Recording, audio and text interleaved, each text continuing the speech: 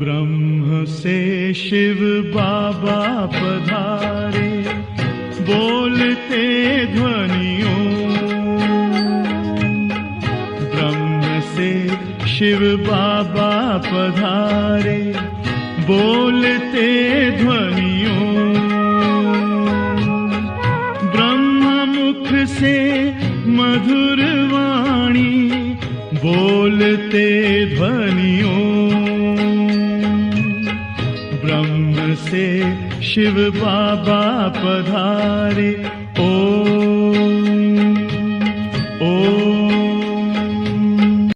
ओम शांति। आज 23 अगस्त 2024 बाबा के महावाक्य हैं।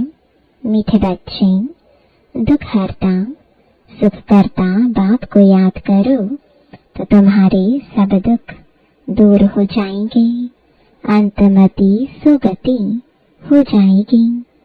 प्रश्न है, बाप ने तुम बच्चों को चलते फिरते याद में रहने का डायरेक्शन क्यों दिया है?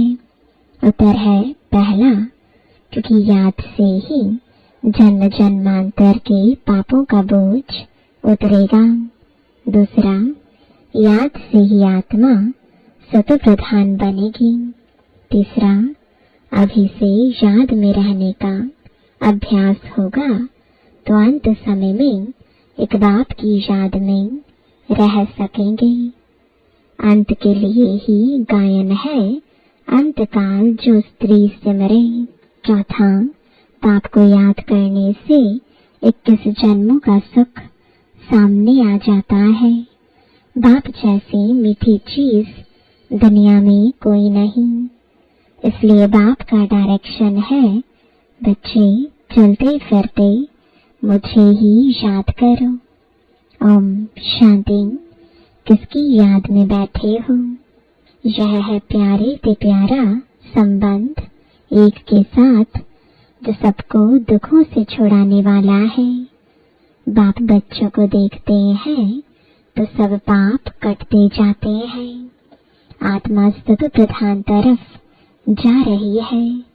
दुख तो अथाह है ना, गाते भी है, दुख हरता सुख करता। अब बाप तुमको सच सच सब दुखों से छुड़ाने आए हैं। स्वर्ग में दुख का नाम निशान नहीं होता। ऐसे बाप को याद करना बहुत जरूरी है। बाप का बच्चों के प्रति प्यार होता है ना, यह तो तुम जानते हो। बाप का किन किन बच्चों पर प्यार है।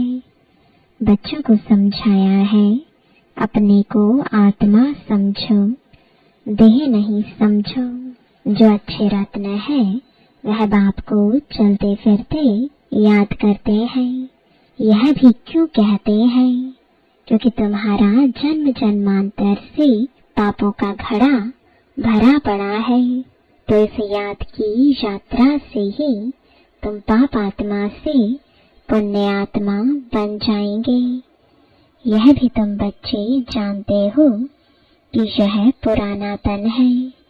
दुख आत्मा को ही मिलता है। शरीर को चोट लगने से आत्मा को दुख फील होता है। आत्मा कहती है, मैं रोगी दुखी हूँ। यह है दुख की दुनिया। कहाँ भी जाओ दुख ही दुख है। सुख धाम में तो दुख हो ना सके। दुख का नाम लिया तो गोया तुम दुख धाम में हो। सुख धाम में तो जरा भी दुख नहीं। समय भी बाकी थोड़ा है, इसमें पूरा पुरुषार्थ करना है। बाप को याद करने का जितना याद करते रहेंगे उतना सत प्रधान बनते जाएंगे। पुरुषार्थ करके अवस्था ऐसी जमानी है जो तुमको पिछाड़ी में सिवाय एक बाप के कुछ याद न आए। एक गीत भी है, अंतकाल जो स्त्री सिमरे। यह अंतकाल है ना, पुरानी दुनिया दुख धाम का अंत है। अभी तुम सुख धाम चलने का पुरुषार्थ करते हो। तुम शूद्र से ब्राह्मण बने हो, यह तो याद रहना चाहिए ना। शूद्र को है दुख, हम दुख से निकल फिर अब चोटी पर चढ़ रहे हैं। तो एक बाप को याद करना है, मोस्ट बिलवेड बाप है। उनसे मीठी चीज कौन सी होती है? आत्मा उस परम पिता परमात्मा को ही याद करती है ना। सब आत्माओं का बाप है। उनसे मीठी इस दुनिया में कोई चीज हो ना सके। इतने सब ढेर बच्चे हैं, कितने में याद आते होंगे? सेकंड में। अच्छा, सारे सृष्टि का चक्र कैसे फिरता है वह भी तुम बच्चों की बुद्धि में अर्थ सहित है। जैसे कोई ड्रामा देख कर आते हैं, कोई पूछेंगे ड्रामा याद है? हाँ कहने से ही सारा बुद्धि में आ जाता है, शुरू से लेकर अंत तक। बाकी वह वर्णन करके सुनाने में तो समय लगेगा। बाबा बेहद का बाबा है, उसको याद करने से ही 21 जन्मों का सुख सामने आ जाता है। बाप से यह वर्षा मिलता है। सेकंड में बच्चों को बाप का वर्षा सामने आ जाता है। बच्चा पैदा हुआ, बाप जान जाते हैं वारिस ने जन्म लिया। सारी मिल्कियत याद आ जाएगी। तुम भी अकेले अलग अलग बच्चे हो, अलग अलग वर्षा मिलता है ना, अलग अलग याद करते हो। हम बेहद बाप के वारिस हैं। सतयुग में तो एक ही बच्चा होता है, वह सारी मिल्कियत का वारिस ठहरा। बच्चों को बाप मिला और विश्व का मालिक बना। सेकंड में देरी नहीं लगती। बाप कहते हैं तुम अपने को आत्मा समझो, फीमेल मत समझो। आत्मा तो बच्चा है ना। बाबा कहते हैं हमें सब बच्चे याद पड़ते हैं। आत्माएं सब भाई भाई हैं। जो भी सब धर्म वाले आते हैं वह कहते सब धर्म वाले भाई भाई हैं, परंतु समझते नहीं। अभी तुम समझते हो कि हम बाबा के मोस्ट बेलवेड बच्चे हैं। बाप से पूरा बेहद का वर्षा जरूर मिलेगा। कैसे लेंगे वह भी तुम बच्चों को सेकंड में याद आ जाता है। हम सतु प्रधान थे, फिर तमो प्रधान बने, अब फिर सतु प्रधान बनना है। तुम जानते हो बाबा से हमको स्वर्ग के सुखों का वर्षा लेना है। बाप कहते हैं अपने को आत्मा समझो। देह तो विनाशी है, आत्मा ही शरीर छोड़कर चली जाती है। फिर जाकर दूसरा नया शरीर गर्भ में लेती है। पुतला जब तैयार होता है तब आत्मा उसमें प्रवेश करती है, परंतु वह तो है रावण के वश, विकारों के वश जेल में जाते हैं। वहां तो रावण होता ही नहीं, दुख की बात ही नहीं। जब बूढ़े होते हैं तब मालूम पड़ता है अभी यह शरीर छोड़ हम दूसरे शरीर में जाकर प्रवेश करेंगे। वहां तो डर की कोई बात नहीं रहती है।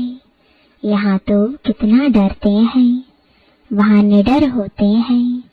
बाप तुम बच्चों को अपार सुखों में ले जाते हैं। सतयुग में अपार सुख है, कलयुग में अपार दुख है। इसलिए इसे कहते ही हैं दुख धाम। बाप तो कोई तकलीफ नहीं देते हैं। भल गृहस्थ व्यवहार में रहो, बच्चों को संभालो, सिर्फ बाप को याद करो, गुरु गोसाई सबको छोड़ो। मैं तो सब गुरुओं से बड़ा हूँ ना, वह सब मेरी रचना है। सिवाय मेरे और कोई को पतित पावन नहीं कहेंगे। क्या ब्रह्मा विष्णु शंकर को पतित पावन कहेंगे? नहीं, देवताओं को भी नहीं कह सकते सिवाय मेरे। अभी तुम बच्चे गंगा को पतित पावनी कहेंगे। यह पानी की नदियां तो सदैव बहती हैं। गंगा ब्रह्मपुत्र आदि भी तो चली आती है। इनमें तो स्नान करते ही रहते हैं। बरसात पड़ती तो फ्लड आ जाती है। यह भी दुख हुआ ना, अथाह दुख है। बाढ़ में देखो कितने मनुष्य मर गए। सतयुग में दुख की बात नहीं। जानवरों को भी दुख नहीं होता है, उनकी भी अकाली मृत्यु नहीं होती। यह ड्रामा ही ऐसे बना हुआ है। भक्ति में गाते हैं, बाबा आप जब आएंगे तो हम आपके ही बनेंगे। आते तो है ना, दुख धाम के अंत और सुख धाम के आदि के बीच में ही आएंगे, परंतु यह किसको पता नहीं। सृष्टि की आयु कितनी होती है यह भी नहीं जानते। बाप कितना सहज बतलाते हैं। आगे तुम जानते थे क्या कि सृष्टि चक्र की आयु 5000 वर्ष है? वह तो लाखों वर्ष कह देते हैं। अभी बाप ने समझाया है 1250 वर्ष का हर युग होता है। स्वास्तिका में पूरे 4 भाग होते दिखाते हैं। जरा भी फर्क नहीं होता। विवेक भी कहता है एक्यूरेट हिसाब होना चाहिए। पूरी में भी चावल का हांडा चढ़ाते हैं तो पूरे 4 हिस्से आपे ही हो जाते हैं। ऐसी युक्ति बनाई हुई है। वह चावल बहुत खाते हैं। जगन्नाथ कहो व श्रीनाथ कहो, बात एक ही है। दोनों ही काले दिखाते हैं। श्रीनाथ के मंदिर में घी के भंडार होते हैं। सब घी की तली हुई अच्छी अच्छी चीजें मिलती हैं। बाहर में दुकान लग जाते हैं। कितना भोग लगता होगा। सब यात्री जाकर दुकानदारों से लेते हैं। जगन्नाथ में फिर चावल ही चावल होते हैं। वह जगतनाथ, वह श्रीनाथ सुख धाम और दुख धाम को दिखाते हैं। श्रीनाथ सुख धाम का था, वह दुख धाम का। पाले तो इस समय बन गए हैं कामचिता पर चढ़कर। जगन्नाथ को सिर्फ चावल का भोग लगाते हैं। इनको गरीब, उनको साहूकार दिखाते हैं। ज्ञान का सागर एक बाप ही है। भक्ति को कहा जाता है अज्ञान। उनसे कुछ मिलता नहीं।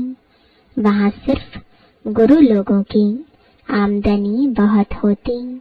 होशियार होगा, उनसे कोई सीखेगा तो वह कहेंगे यह हमारा गुरु है, उसने हमको यह सिखाया है।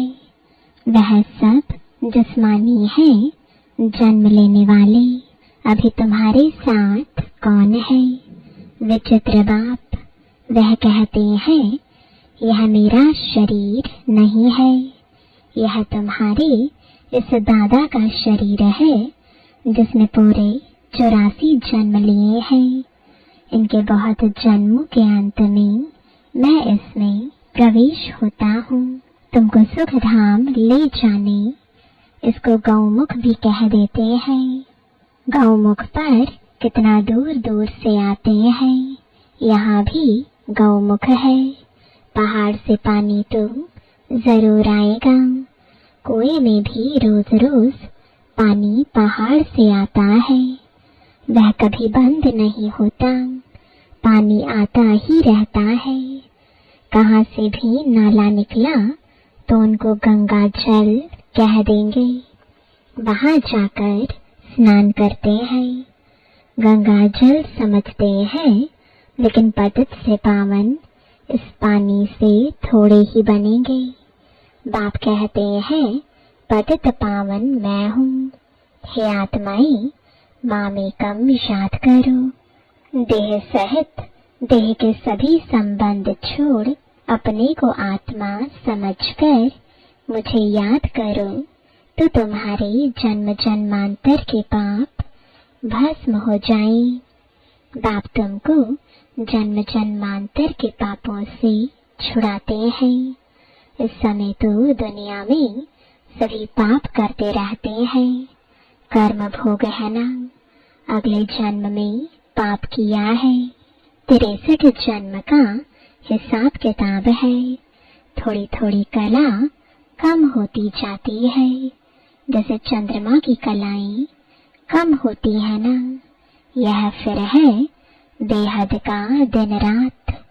अभी सारी दुनिया पर, उसमें भी खास भारत पर राहु की दशा बैठी हुई है। राहु का ग्रहण लगा हुआ है। अभी तुम बच्चे श्याम से सुंदर बन रहे हो, इसलिए श्री कृष्ण को भी श्याम सुंदर कहते हैं। सचमुच काला बना देते हैं। काम चिता पर चढ़े हैं तो निशानी दिखा दी है, परंतु मनुष्यों की कुछ बुद्धि चलती नहीं। एक सांवरा दूसरा गोरा कर देते हैं।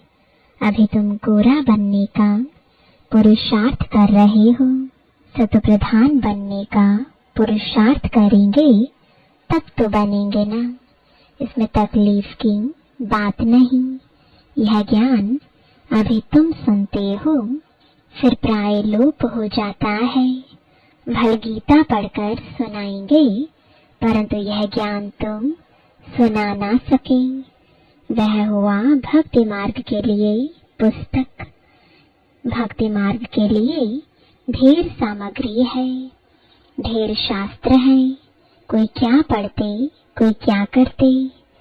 राम के मंदिर में भी जाते हैं, राम को भी काला कर दिया है। विचार करना चाहिए कि काला क्यों बनाते हैं। काली कलकत्ते वाली भी है, माँ माँ कहे हैरान होते हैं। सबसे काली वह है और बहुत भयानक दिखाते हैं। उनको फिर माता कहते हैं। तुम्हारे यह ज्ञान बाण, ज्ञान कटारी आदि है, तो उन्होंने फिर हथियार दे दिए हैं। वास्तव में काली पर पहले मनुष्यों की बलि चढ़ाते थे, अभी गवर्नमेंट ने बंद कर दिया है। आगे सिंध में देवी का मंदिर नहीं था। जब बॉम्ब फटा तो एक ब्राह्मण बोला, काली ने हमें आवाज दिया है, हमारा मंदिर है नहीं, जल्दी बनाओ, नहीं तो और भी बम फटेंगे। बस ढेर पैसे इकट्ठे हो गए, मंदिर बन गया। अभी देखो ढेर मंदिर है, कितनी जगह भटकते हैं। बाप तुमको इन सब बातों से छुड़ाने के लिए समझाते हैं, किसी ग्लानि नहीं करते हैं। बाप ड्रामा समझाते हैं। यह सृष्टि चक्र कैसे बना हुआ है, जो कुछ तुमने देखा वह फिर होगा, जो चीज नहीं है वह बनती है। तुम समझ गए हो, हमारा राज्य था वह हमने गवाया है। अब फिर बाप कहते हैं, बच्चे, नर से नारायण बनना है तो पुरुषार्थ करो। भक्ति मार्ग में तुम बहुत कथाएं सुनते आए हो। अमर कथा सुनी, फिर कोई अमर बने, किसको ज्ञान का तीसरा नेत्र मिला। यह बाप बैठकर समझाते हैं, इन आँखों से कुछ भी ईविल न देखो, सिविल आँखों से देखो, क्रिमिनल से नहीं। इस पुरानी दुनिया को ना देखो, यह तो खलास हो जानी है। बाप कहते हैं, मीठे मीठे बच्चों, हम तुमको राज्य देकर जाते हैं 21 जन्म के लिए। वहाँ और कोई का राज्य होता नहीं, दुख का नाम नहीं। तुम बड़े सुखी और धनवान होते हो। यहाँ तो मनुष्य कितना भूख मरते रहते हैं, वहाँ तो सारे विश्व में तुम राज्य करते हो। कितनी थोड़ी जमीन चाहिए, छोटा बगीचा, फिर वृद्धि होते होते कलयुग अंत तक कितना बड़ा हो जाता है। और 5 विकारों की प्रवेशता के कारण वह कांटों का जंगल बन जाता है। बाप कहते हैं, काम महाशत्रु है, इनसे तुम आदि मध्य अंत दुख पाते हो। ज्ञान और भक्ति को भी अब तुमने समझा है, विनाश सामने खड़ा है। इसलिए अब जल्दी जल्दी पुरुषार्थ करना है, नहीं तो पाप भस्म नहीं होंगे। बाप की याद से ही पाप कटेंगे। पतित पावन एक बाप ही है। कल्प पहले जिन्होंने पुरुषार्थ किया है वह करके ही दिखाएंगे। ठंडे मत बनो, सिवाय एक बाप के और कोई को याद ना करो। सब दुख देने वाले हैं, जो सदा सुख देने वाला है उनको याद रखो। इसमें गफलत नहीं करनी है। याद नहीं करेंगे तो पावन कैसे बनेंगे। अच्छा, मीठे मीठे सिकिलरे बच्चों प्रति माता पिता बाप दादा का याद प्यार और गुड मॉर्निंग। रूहानी बाप की रूहानी बच्चों को नमस्ते। रूहानी बच्चों की रूहानी बाप दादा को गुड मॉर्निंग और नमस्ते। धारणा के लिए मुख्य सार है, पहला, इन आँखों से ईविल यानी बुरा नहीं देखना है। बाप ने जो ज्ञान का तीसरा नेत्र दिया है उस सिविल नेत्र से ही देखना है। सत्य प्रधान बनने का पूरा पुरुषार्थ करना है। दूसरा, गृहस्थ व्यवहार को संभालते हुए प्यारी चीज बाप को याद करना है। अवस्था ऐसी जमानी है जो अंतकाल में एक बाप के सिवाय दूसरा कुछ भी याद न आए। वरदान है, अपनी श्रेष्ठ वृत्ति द्वारा विश्व का वातावरण परिवर्तन करने वाले आधार मूर्त भव। आप बच्चे सिर्फ अपने जीवन के लिए आधार नहीं हो, लेकिन विश्व की सर्वात्माओं के आधार मूर्त हो। आपकी श्रेष्ठ वृत्ति से विश्व का वातावरण परिवर्तन हो रहा है। आपकी पवित्र दृष्टि से विश्व की आत्माएं और प्रकृति दोनों पवित्र बन रही है। दृष्टि से सृष्टि बदल रही है। आपके श्रेष्ठ कर्मों से श्रेष्ठाचारी दुनिया बन रही है। अभी जब आप इतनी बड़ी जिम्मेवारी के ताजधारी बनते हो, तब भविष्य में ताज तख्त मिलता है। स्लोगन है, सर्वशक्तिमान बाप को अपना साथी बना लो तो कोई भी विघ्न आपको रोक नहीं सकता। ओम शांति।